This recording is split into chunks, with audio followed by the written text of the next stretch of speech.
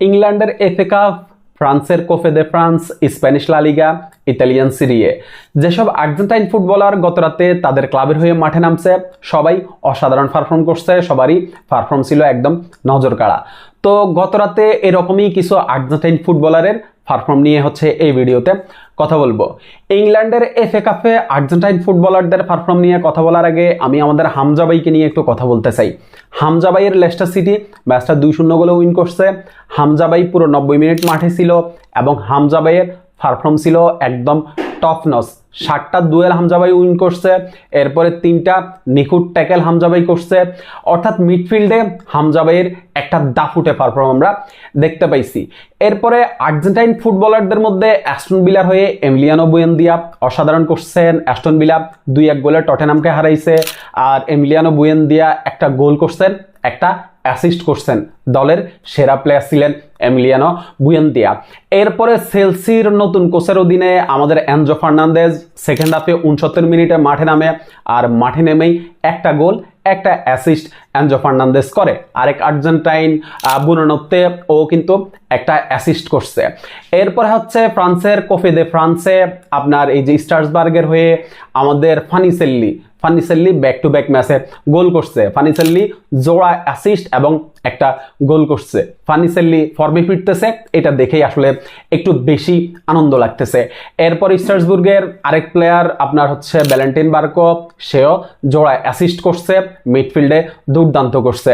এরপরে স্প্যানিশ লা লিগায় রিয়াল বেতিসের হয়ে গোল করছে লো সেলসো অনেকদিন পরে গোল করছে এবং ওর গোলটা দেখেও আসলে অনেক বেশি ভালো লাগতেছে।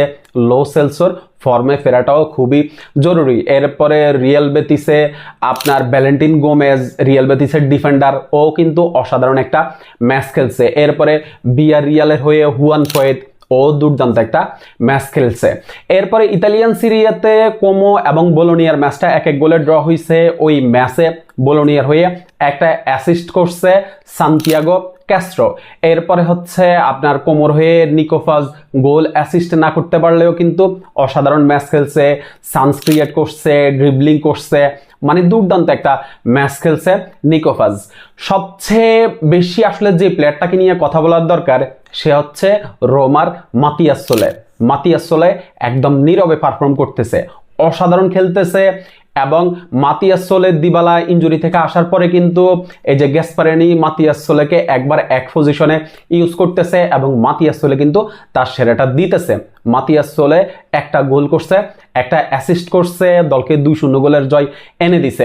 রোমায় আরেক আমাদের গোল্ডেন বয় পাওলো দিবালাও অসাধারণ একটা ম্যাচ খেলছে, গোল অ্যাসিস্ট না পাইলেও কিন্তু সে হচ্ছে দলের হয়ে সবচেয়ে বেশি চান্স ক্রিয়েট করছে, এরপরে গোলবারের শট নিছে। অর্থাৎ অ্যাটাকিংয়ে খুব ভালো ইমপ্যাক্ট আপনার পাওলো দিবালা রাখছে।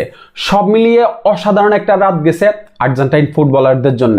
এরকমই আর্জেন্টাইন ফুটবলাররা আপনার কনসিস্টেন্ট পারফরমেন্স করতে হবে। সামনেই বিশ্বকাপের আর খুব বেশি সময় নেই। এই সময়টাতে আর্জেন্টাইন ফুটবলাররা যত বেশি ক্লাবের হয়ে তাদের সেরাটা দিতে পারবে, তত বেশি কিন্তু আর্জেন্টিনার হয়ে তারা বিশ্বকাপে তাদের সেরাটা দিতে পারবে। তো শুভকামনা থাকলো সকল আর্জেন্টাইন ফুটবলারদের জন্য। ধন্যবাদ সবাইকে।